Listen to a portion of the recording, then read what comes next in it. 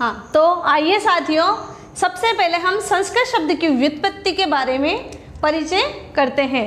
संस्कृत जो शब्द है, संस्कृत जो शब्द है वो किन किन शब्दों से, किन प्रत्यय से, किन उपसर्ग से मिलके बना हुआ है वो हम यहाँ देखते हैं। संस्कृत शब्द में सम उपसर्ग है, सम उपसर्ग पूर्वक क्री धातु और कत प्रत्यय। संस्कृत शब्द सम धन क्री धन कत इन तीनों शब्दों से मिलकर बना है। ये मैं आपको इसलिए बता रही हूँ क्योंकि हम संस्कृत पढ़ रहे हैं और जब तक हमें संस्कृत के परिचय के बारे में ही पता नहीं होगा तो, और ये जो चीज़ें हैं ये अपने सिलेबस में आती है और ऐसा क्वेश्चन पेपर में भी पूछा जाता है। तो संस्कृत में सम उपसर्ग है, क्री धातु है और कत प्रत्यय है। अब देखो, इसके बाद हम संस्कृत में व्याकरण पढ़ेंगे। संस्कृत में हम लोग यहाँ क्या पढ़ने आए हैं? व्याकरण।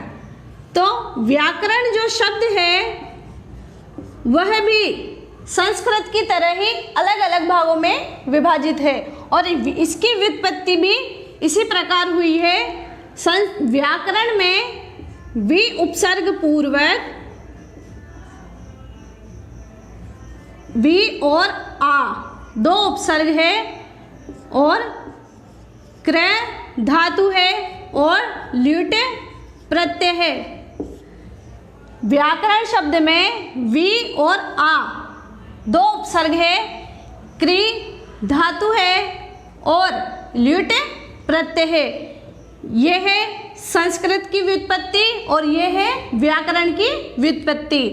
हमें इस तरह के क्वेश्चन पूछते हैं कि संस्कृत में कौन सा उपसर्ग है और व्याकरण में कौन से उपसर्ग है, तो ये सब आप बता ही सकते हैं।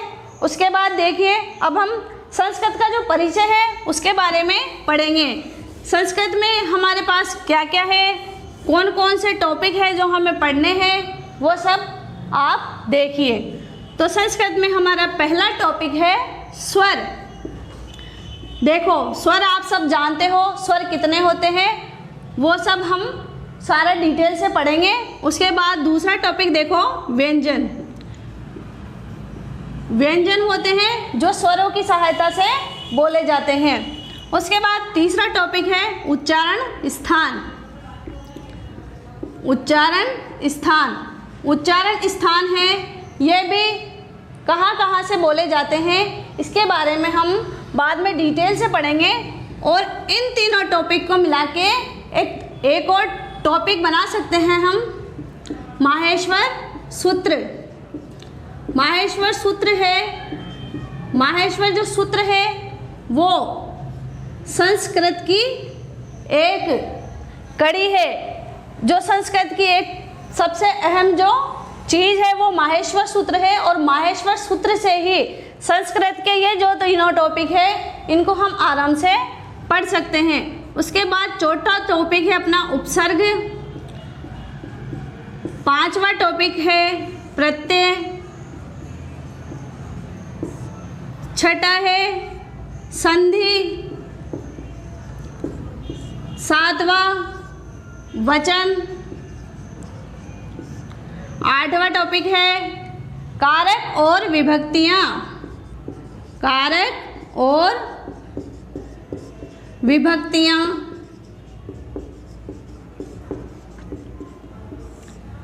नवा टॉपिक है शब्द रूप। शब्द रूप में हम केवल अकारांत, अकारांत जो शब्द है केवल उन्हीं के ही बारे में पढ़ेंगे, क्योंकि संस्कृत में वैसे तो बहुत सारे शब्द रूप होते हैं, अकारांत, इकारांत, उकारांत, पर केवल हमें यहाँ पे अकारांत ही पढ़ना है। अकारांत स्त्रीलिंग, अकारांत पुल्लिंग,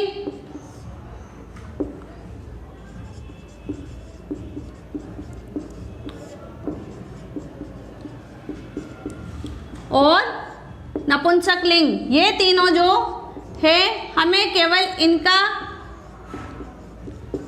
अकारांत रूप ही पढ़ना है। उसके बाद धातु रूप। धातुएं वैसे तो संस्कृत में 10 प्रकार की होती है, पर हमारे सिलेबस में केवल 3 ही तरह की धातुएं हमें पढ़नी है।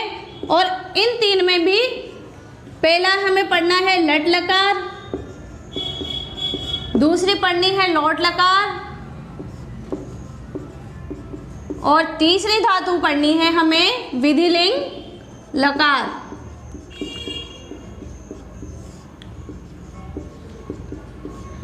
तो ये हमारा छोटा सा सिलेबस है, जिसको हम और आप, हम दोनों मिलकर, हम सब मिलकर पढ़ेंगे।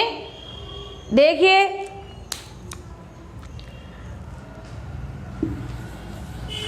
सबसे पहले हम स्वर के बारे में पढ़ेंगे।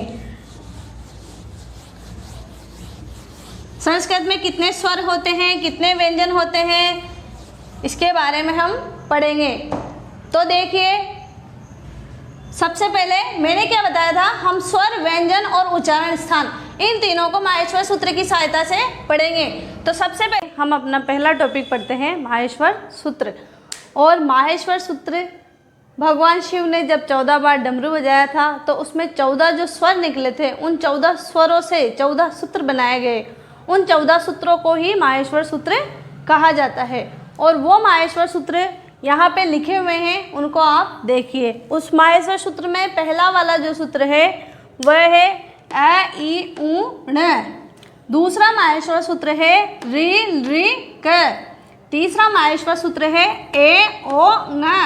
चौथा है ए ओ च। पांचवा ह य व र ट। छठा ल ण। सातवां ञ म ङ ण न म। आठवां झ भ य। नौवां घ ड द श। 10वां ज ब ग ड द श। 11वां ख फ छ ठ थ च ट त व। 12वां क प य। 13वां श श स र। और लास्ट और अंतिम ह ल। तो हमने माहेश्वर सूत्र पढ़ लिए। अब माहेश्वर सूत्रों के बाद हम हमारा पहला टॉपिक पढ़ेंगे स्वर। जो हमारे माहेश्वर सूत्र है 14, उनके प्रथम 4 जो सूत्र है, उन सूत्रों को कहा जाता है स्वर। उन सूत्रों में स्वर है। उसके बाद 5 से लेके 14 तक जो सारे सूत्र है, उन सूत्रों को कहा जाता है। उन सूत्रों में क्या लिखे गए हैं? सारे व्यंजन लिखे गए हैं। उन सूत्रों में क्या लिखे गए हैं? सारे व्यंजन। वैसे तो संस्कृत में मूल रूप से 42 वर्ण होते हैं। संस्कृत में मूल वर्णों की संख्या, संस्कृत में मूल वर्णों की संख्या कितनी होती है? 42। कितनी होती है? 42। इन सारे शब्दों को जब हम गिनेंगे, इन सारे वर्णों को जब हम गिनेंगे, जो लास्ट में जो ये हलंत वाला जो वर्ण है, इसको छोड़ के लास्ट वाले वर्ण की इत संज्ञा हो जाती है, अर्थात उसको गिना नहीं जाता है। तो 1 2 3 4 5 6 7 8 9 10 11 12 13 14 15 16 17 18 19 20 21 22 23 24 25 26 27 28 29 30 31 32 33 34 35 36 37 38 39 40 41 और 42। इसमें ह है। ह जो वर्ण है वो 2 बार आता है। ह वर्ण 2 बार आता है परंतु उसको गिना एक ही बार जाता है। तो संस्कृत में मूल वर्णों की संख्या होती है 42। उसके बाद संस्कृत में कुल स्वर होते हैं, कुल स्वर होते हैं 13। कितने होते हैं? 13। अब वो 13 कैसे होंगे वो आप देखिए। संस्कृत में कुल 13 स्वर होते हैं और संस्कृत में स्वरों को 3 भागों में विभाजित किया गया है। संस्कृत में स्वरों को कितने भागों में विभाजित किया गया है? ये स्वर है और स्वर को 3 भागों में विभाजित किया गया है। पहला है ह्रस्व, ह्रस्व या लघु स्वर, दूसरा है दीर्घ स्वर और तीसरा है प्लुत स्वर। ह्रस्व, दीर्घ और प्लुत। संस्कृत में 3 प्रकार के स्वर होते हैं। अब सबसे पहले ह्रस्व स्वर कौन कौन से होते हैं और इनकी संख्या कितनी होती है? तो ह्रस्व स्वरों की संख्या होती है 5। कितनी होती है? 5। और लघु स्वरों की संख्या होती है 8 और प्लुत स्वरों की संख्या होती है 13। तो देखिए आप ह्रस्व स्वर, ह्रस्व या लघु स्वर। ह्रस्व स्वर में अ, ई, उ, री और री। ये जो री शब्द है, ये जो री शब्द है केवल और केवल संस्कृत में ही प्रयोग में लिया जाता है। हिंदी में तो 4 ही लघु स्वर होते हैं परंतु संस्कृत में एक 5वां लघु स्वर होता है री।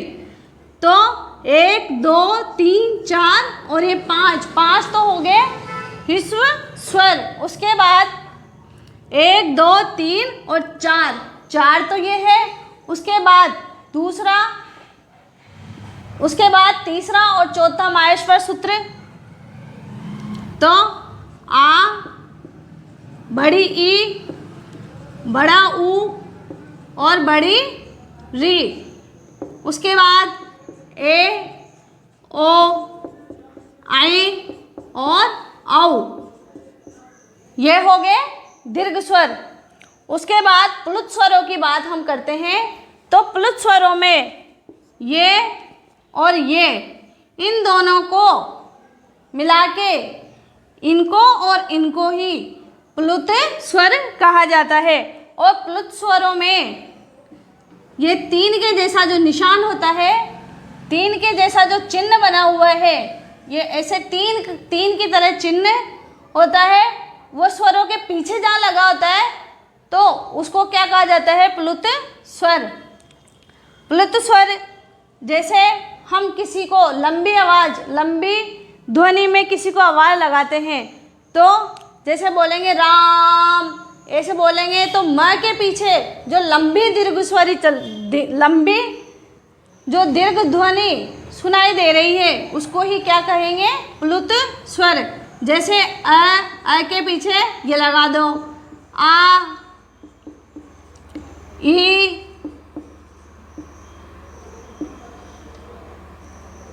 इस प्रकार सारे प्लुत स्वर होते हैं।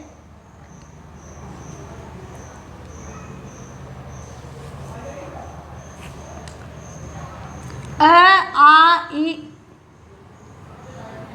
देखो प्लुत स्वर होते हैं अ, आ, ई, उ,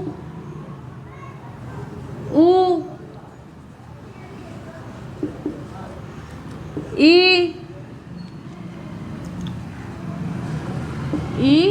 और ये ई, री,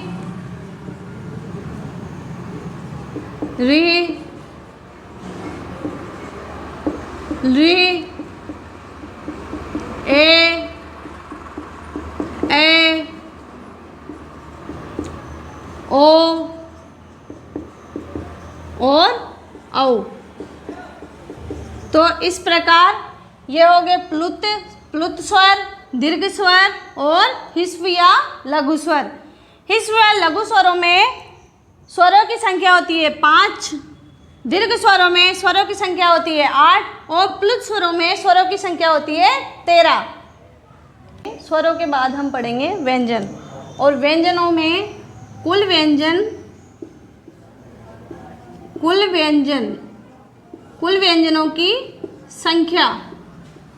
व्यंजनों की संख्या बराबर होती है 33। अब ये 33 कैसे हुए ये आप देखिए। 33 व्यंजनों को 3 भागों में विभाजित किया गया है। प्रथम भाग है स्पर्श व्यंजन। उसके बाद दूसरा जो भाग है वो है अंतःस्थ व्यंजन, दूसरा भाग है अंतःस्थ व्यंजन, और तीसरा भाग है ऊष्म व्यंजन। स्पर्श व्यंजन में व्यंजनों की संख्या होती है 25, अंतःस्थ में व्यंजनों की संख्या होती है 4 और ऊष्म में व्यंजनों की संख्या होती है 4। स्पर्श व्यंजनों को याद करने के लिए क, च, ट, त और प, क, च, ट, त, प, यह सूत्र है। इस सूत्र से हम पूरे 25 स्पर्श व्यंजनों को याद कर सकते हैं। और क का अर्थ है क वर्ग, और क वर्ग में कितने वर्ण आते हैं? 5। जब एक वर्ग में 5 वर्ण आ रहे हैं तो 1 2 3 4 5, 5 वर्ग में कितने व्यंजन हुए? 25। और ये 25 व्यंजन है क वर्ग में क, ख, ग, घ, न, च, छ, ज, झ, ञ। इनके सबके नीचे हलंत लगा हुआ है क्योंकि व्यंजन हमेशा आधे होते हैं। स्वर के मिलने से ही व्यंजन पूरे कहलाते हैं। ट, ठ, ड, ड और ण्य। उसके बाद त, थ, द, ध और न। उसके बाद प, फ, ब, भ और म। तो इस प्रकार कुल स्पर्श व्यंजन कितने हो गए? 25। उसके बाद अंतःस्थ व्यंजनों में य, व, र और ल। अंतःस्थ व्यंजनों में य, व, र, ल आते हैं। उसके बाद ऊष्म व्यंजन में आते हैं श, श, स और ह। ऊष्म व्यंजन में भी 4 व्यंजन आते हैं श, श, श, स और ह। इस प्रकार देखिए आज हमने स्वर, व्यंजन और माहेश्वर सूत्र ये तीनों चीज़ें पढ़ी है, और इन तीनों चीज़ों से हमने आज अपना पहला और दूसरा टॉपिक कंप्लीट कर लिया है।